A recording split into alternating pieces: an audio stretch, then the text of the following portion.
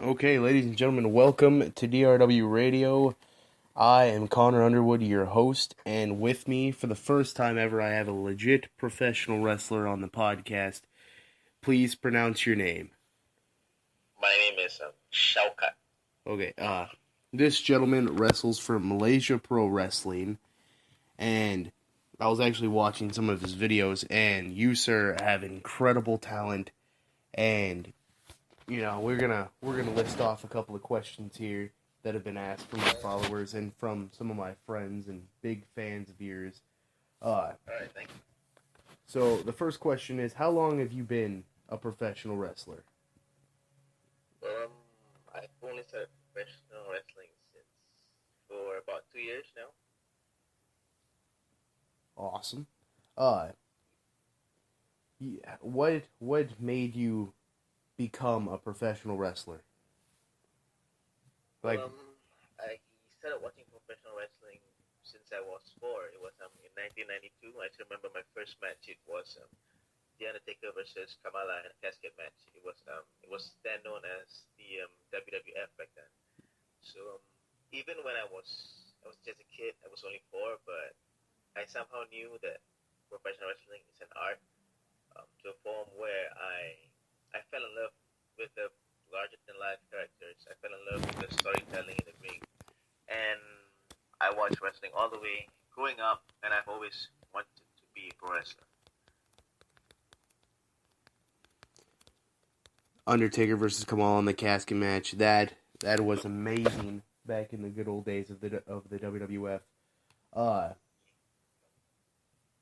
Being a professional wrestler, it has got to be difficult schedule wise. Like, how long do you train? How often do you train? How long did it take you to? It's a bittersweet thing, I would say, because in a way that I'm sorry. How long did it take you from training to finally get your first professional match? All right, it took me about a year from training to getting my first professional wrestling match, and it's very difficult because a lot of people think that wrestling is easy. You just walk in, you can just do stuff, but that is very untrue. It's very, very difficult. You have to go through a lot of rigorous training. We train as hard as elite athletes would, and it took me about a year before I finally got my debut. That is awesome. You said you watched the WWF. Do you still watch the WWE? Do you still keep up to date with all of that? Yeah, I mean, being a pro wrestler, you have to be updated with everything. I mean, not just WWE, you have to watch everything else, like TNA, you have to watch ROH, New Japan Pro Wrestling, PWG, all of the other promotions, just to keep track of what's going on, who's who, what's going on, and who's the top stars right now. You being in Malaysia, over there, in the Asian part of the world, have you ever been to a New Japan event and been able to watch that live? I haven't been able to watch New Japan live. I will be watching it live in November. I had an invitation from them. They will be having a show in Singapore, and they sent me an email. They invited me over to watch the show, so I am looking forward for that. But NJPW side, I've already watched a few WWE shows. I've watched WWE when it came down to Malaysia and our neighboring country in Singapore, and I went to Dallas, Texas to watch this year's WrestleMania. Yeah. This year's WrestleMania was amazing, breaking attendance records, truly setting a bar for professional wrestling. And apparently you've been a fan for a very, very long time, and you've seen the different eras come in and out, and the change of the generations, from back in the 80s when it was the big guy Titan wrestling world to where in the 90s it was like still the bigger guys, but it wasn't, huge. And now we're in 2016, and the cruiserweights are back. It's a light heavyweight world. How does that affect you as a professional wrestler? And like finding your style and like seeing what is going to get you noticed more, because the talent pool in the light heavyweights right now has got to be extremely like overwhelming right now. Yeah, I do believe that it's a good opportunity for me because being an Asian, I am genetically small compared to the American counterparts. I am about 5 feet 7 tall, and I'm only about 160 pounds. So that makes me a cruiserweight. Oh, So there you with go. yeah, so with the implementation of the new cruiserweight division on WWE is just, I mean, it opens up a lot of doors for me and all of the other smaller wrestlers in Asia. So I think it's very, very cool. I mean, the moment when Daniel Bryan won the World Championship, that definitely opened our eyes and made us realize that it's not about the size, it's about how you work the crowd and how you work around in the ring. Daniel Bryan winning the world title did change the wrestling world as far as the outlook on cruiserweights and light heavyweights. Uh, I was watching a few videos of yours, and you kind of did this D-Generation X thing in Malaysia Pro Wrestling when you were introducing a new GM. Was DX one of your favorite stables growing up? Not really, because I was more a fan of the corporate ministry during that time. Being a huge fan of the Undertaker. I mean, but yeah, I mean, DX. I love them in the sense of how they work the crowd. They have a very unique kind of gimmick. They brought a lot of age into pro wrestling back then. But I was only I think I was in my teens back then, and DX was very, very vulgar. They were very adulterated. And I'm the very, what do you say? I'm the very low key kind of person who prefers cleaner stuff like what WWE is having today, because I have a child of my own, and I always believe that us, the pro wrestlers, we need to be a role model. So I love DX, but not to a point where I would actually like emulate them or have them as an influence in my career. Oh, see, I have a child of my own too, and I totally understand the outlook of PG. And that was going to be my next question: what you recommended more, like what you liked more, PG or TV-14? And PG era, they take away the blood and all the high risk matches. I mean, they still have TLC matches and all that, but you're not taking chair shots as stiff now. In Malaysia, I'm not real deep into the Malaysian wrestling world. I mean, I watched New Japan. I watched a lot of old Japanese and Chinese wrestling, all the death matches and stuff. Has that affected the wrestling world over there? Do you guys still do extreme matches, or do you guys still keep it PG like how it is here in America?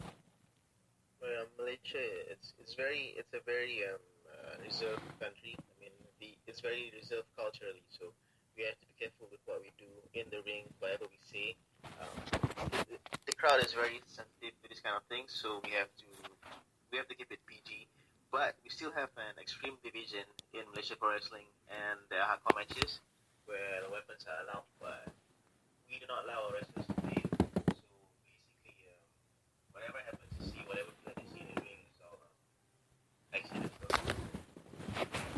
Oh, so you guys do allow hardcore matches. You guys just don't allow people to bleed.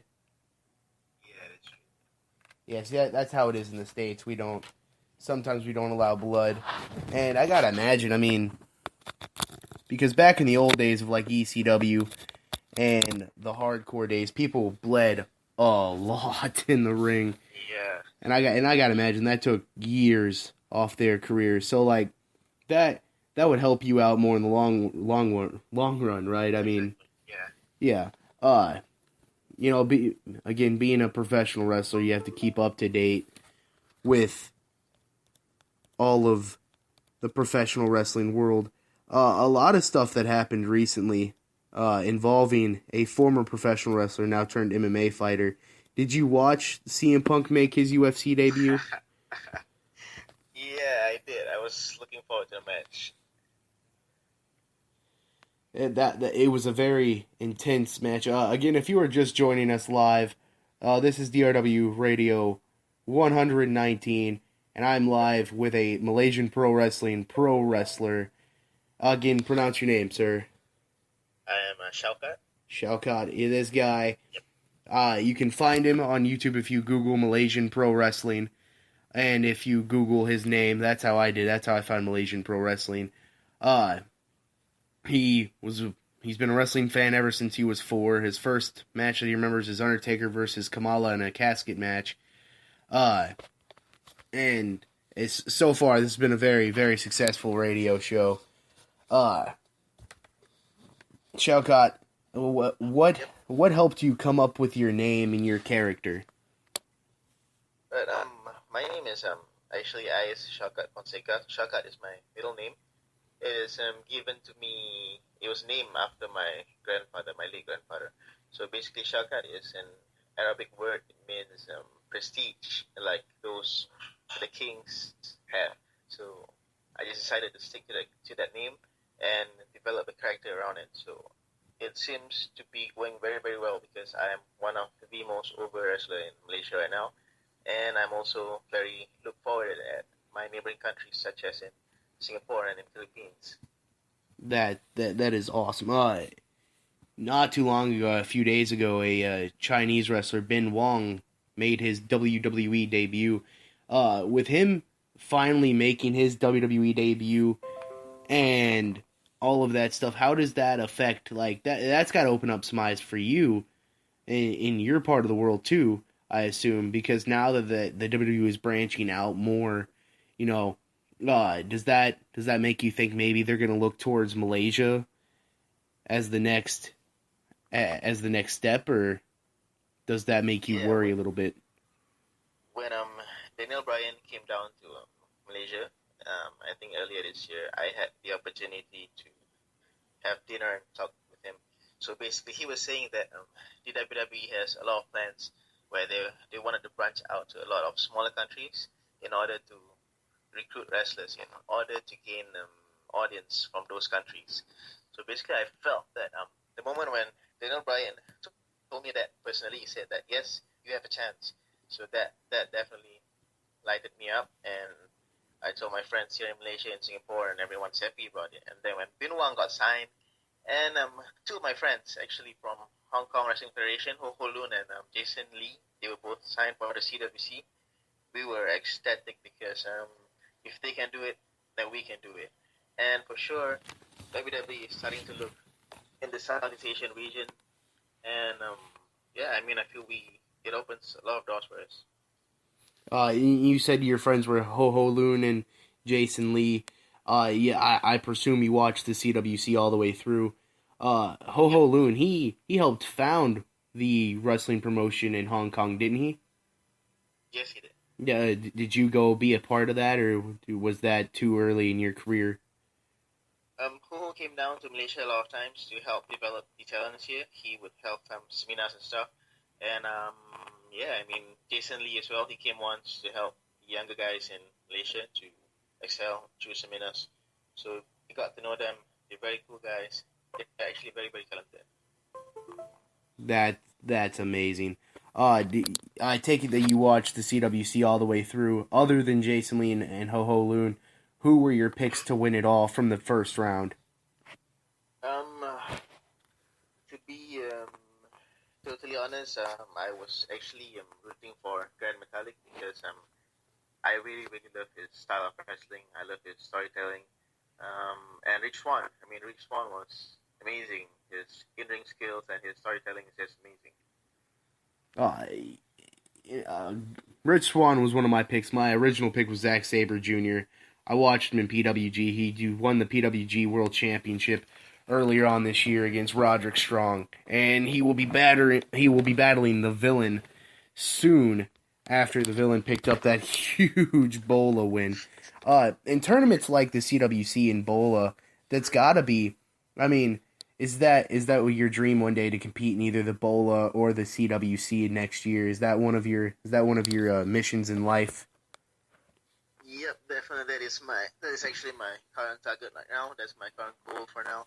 I'm working very hard for it, just to put my name out and try to get noticed by the scouts, and hopefully they get to be seen on one of these great tournaments.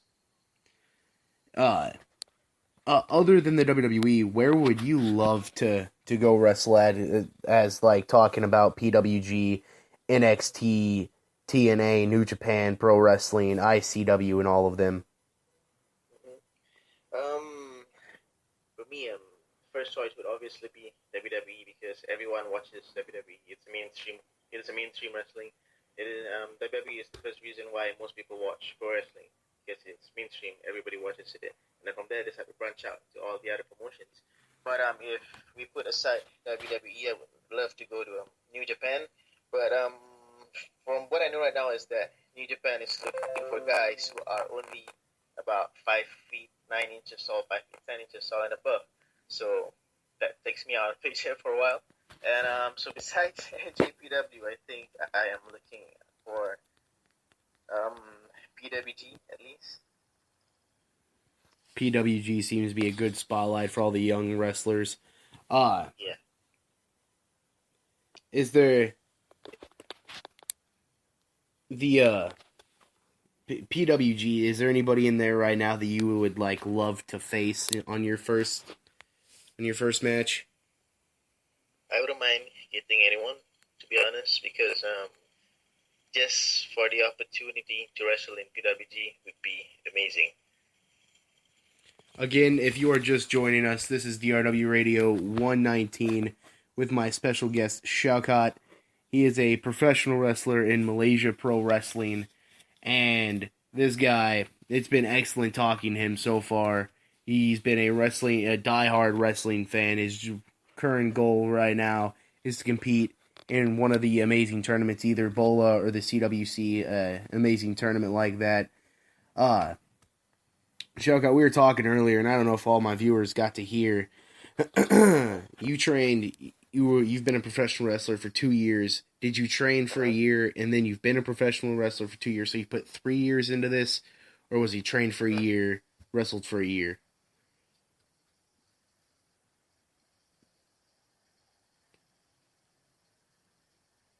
Shaukat, are you still with us?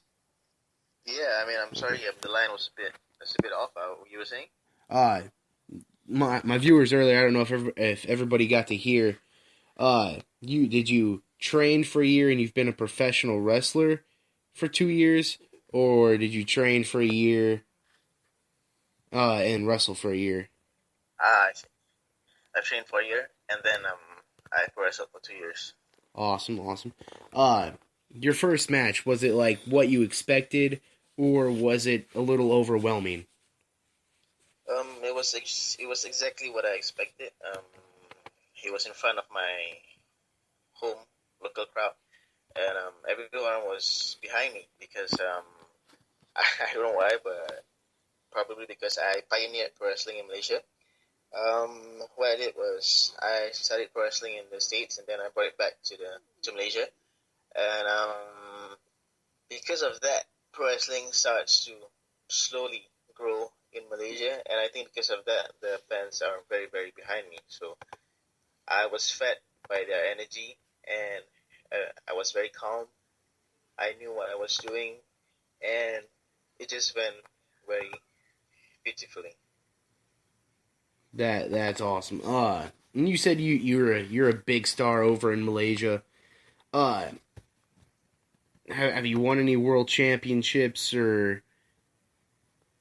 Well, I was the former MyPW Malaysia Pro Wrestling World to Regional Champion, and I'm currently in the title picture. I am going to I'm going to have my rematch in January for the title. And what are your current dates where my fans can try to get tickets to come see you wrestle? What is your next event? Well, I cannot really remember my dates. I'm very forgetful in that sense. I always write down my dates on my fridge. But I have a show coming up in Wrestling Star 3, which is in Thailand. It's in Pattaya. And then I have a match coming up in Singapore Pro Wrestling, which is in December. And in January, I have a match in Malaysia Pro Wrestling. That's awesome. In Malaysia Pro Wrestling, I mean, I imagine that the talent pool isn't very huge. You said you pioneered Malaysia Pro Wrestling. So did like how is the talent pool over there? Like, is there a lot of companies or? Yeah, I mean, there's only one company in Malaysia, which is Malaysia Pro Wrestling, and we have about like 23 wrestlers now, 23 wrestlers, and about we have a total of 30 plus students who are still in training. So 23 is actually a very very small roster, and those who are actually ready to perform are not as not all of the 23. And then because of this, we have to look out at our friends, our neighbors from other countries such as in Singapore, Philippines, and in Thailand. Like for example, our previous show, which was on this past Sunday, this past Saturday, it was called WrestleCon 2016. It was in conjunction with the local fan clubs here. So basically, we had to call in wrestlers from Singapore, our friends from Singapore Pro Wrestling, from Grapple Max Dojo, and then our friends from Kato Move Pro Wrestling in Thailand. So most of the Malaysia Pro Wrestling shows are always filled with talents from Malaysia, Singapore, and Thailand.